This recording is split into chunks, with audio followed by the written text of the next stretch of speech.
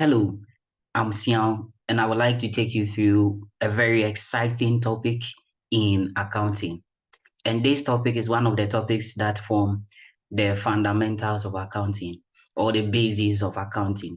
Okay, so this topic is actually called accounting concepts and conventions.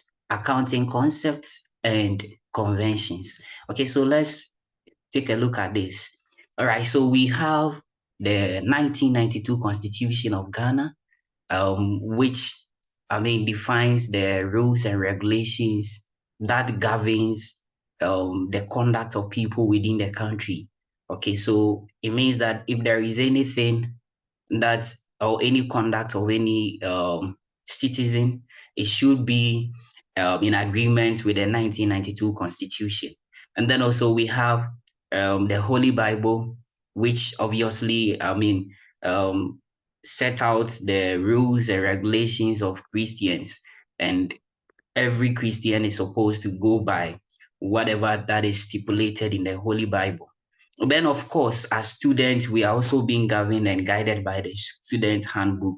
So, these are documents that guides the actions and conduct of students, Christians, and then citizens within every defined community or society. Okay, so obviously, we also do have a set of rules and regulations that guides the actions and conduct of accountants in terms of they preparing and presenting the financial statement. And these rules and regulations are collectively called the accounting concepts and conventions. So, accounting concept basically they are just the principles, their practices, their rules and regulations that guys, the actions and conduct of accountant when the accountant is preparing and presenting the financial statement. So we have a lot of these accounting concepts, and I would like to let you know some of them real quick. All right, so if you look at this, we have these accounting concepts: prudence, entity, accrual, consistency, historical cost, going concern, duality, materiality, money measurement, and then matching concept. Okay, so I would like to take some of these concepts and explain them really quick. Okay, so prudence. Prudence concept is just like we saying that somebody needs to be prudent, somebody needs to be rational. So all that we mean is that if you're an accountant, then you shouldn't be in a haste to anticipate for profits, but rather you need to make provisions for possible losses. So, as real human beings, when you are doing your calculations, you shouldn't be in a haste, in a hurry to anticipate for profit, but then you need to make provisions for possible losses.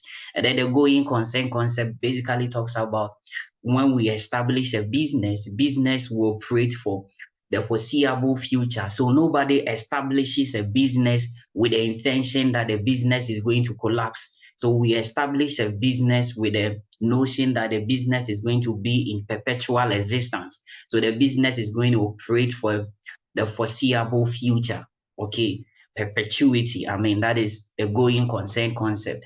All right. So then also we have the money measurement. So there are a lot of transactions that occur in businesses, and these transactions should be expressed in terms of money. And any transaction that we cannot quantify, we cannot express in terms of money, it is of no interest to the accountant. Okay, so to the accountant, all the transactions that occur in a business that can be expressed or quantified in terms of money, these are the transactions that are of use to the accountant. So, for instance, the debt of the CEO cannot be expressed in a form of money. Strike action cannot be expressed in a form of money. Employees that dissatisfactions, customer dissatisfactions, all these are important transactions. However, these transactions cannot be expressed in a form of money. Okay, so we'll basically go deep into these accounting concepts, and as I said, these are the concepts that forms the basis of accounting.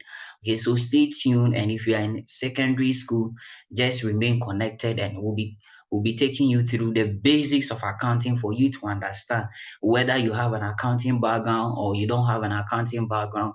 These videos get you covered. You understand the fundamentals and the very basics of accounting. Thank you very much.